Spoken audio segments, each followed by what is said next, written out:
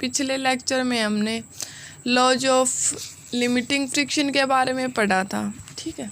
Laws of kinetic friction के बारे में पढ़ लिया, ठीक है, और लॉज ऑफ लिमिटिंग फ्रिक्शन के बारे में पढ़ लिया।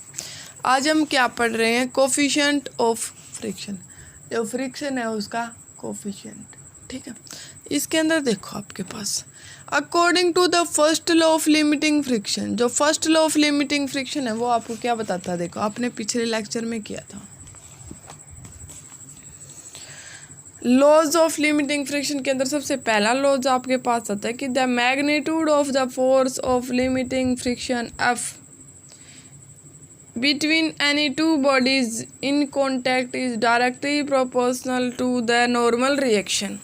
ये क्या होता है आपके पास, देखो the magnitude of the force of limiting friction F, जो मैग्नीट्यूड ऑफ द आपके पास जो force of limiting friction F होता है, ठीक है, बिटवीन एनी टू बॉडीज, दो बॉडीज के बीच का, इन कॉन्टैक्ट, उनका जो कॉन्टैक्ट होता है वो डायरेक्टली प्रोपोर्शनल होता है किसके, to the normal reaction. Normal reaction को आप किससे रिप्रेजेंट करोगे, आर से, बिटवीन देम। तो F is directly proportional to R. ये क्या आ गया आपका लॉज ऑफ लिमिटिंग फ्रिक्शन का फर्स्ट लॉ।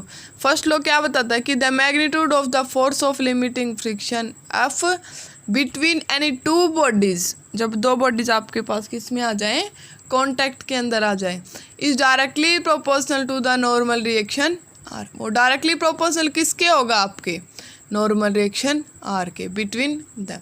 तो फर्स्ट इक्वेशन आपके पास आ गई, F is directly proportional to the R. इस इक्वेशन का आप किस में यूज करोगे, coefficient of limiting friction. Coefficient of limiting friction, ये आपने इक्वेशन सीधी लिख दी। According to the first law of limiting friction, first law of limiting friction आपने अभी पढ़ लिया, वो क्या था आपका, F is directly proportional to the R, ठीक है।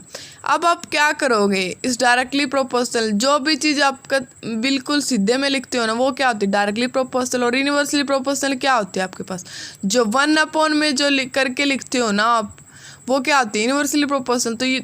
तो ये क्या हो गया, F is directly proportional to the are.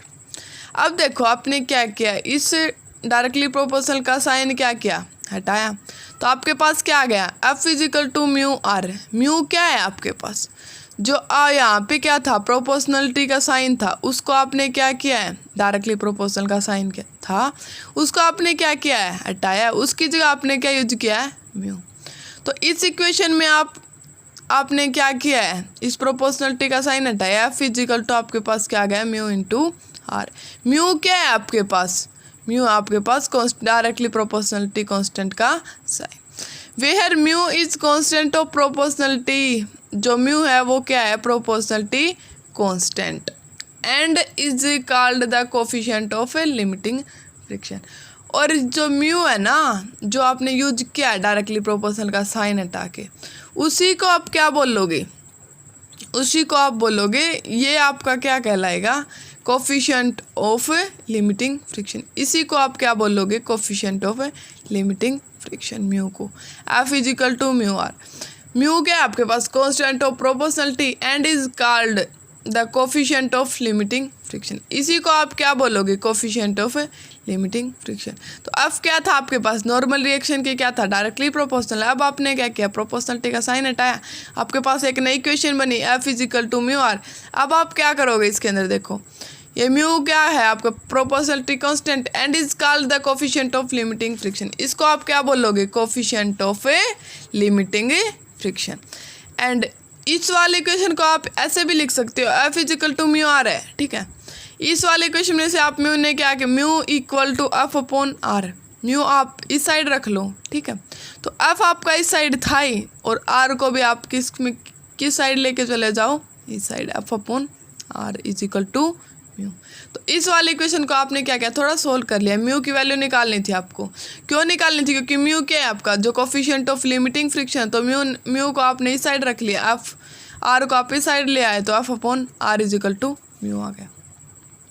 इससे नेक्स्ट देखो, hence coefficient of limiting friction between any two surface in contact is defined as the ratio of the force of limiting friction and normal reaction between them. जो आपका coefficient of limiting friction है उसको आप किससे represent करते हो, mu से। Between any two surface in contact, जब आपके पास दो सरफेस किसके अंदर आ जाए, कॉन्टैक्ट के अंदर, इज डिफाइंड एज, आप इसको डिफाइन कैसे करोगे, ratio of force of limiting friction, force of limiting friction को आप किससे रिप्रेजेंट करोगे, हाफ से, and normal reaction between them, और नॉर्मल रिएक्शन को आप किससे रिप्रेजेंट करोगे, आर से। तो जो आपका कोफिशिएंट ऑफ लिमिटिंग फ्रिक्शन है वो म्यू इज इक्वल टू किसके इक्वल आ गया, एफ अपॉन आर। तो यहाँ से आप इसकी डेफिनेशन बना सकते हो, coefficient of limiting friction is defined as the ratio of force of limiting friction and normal reaction.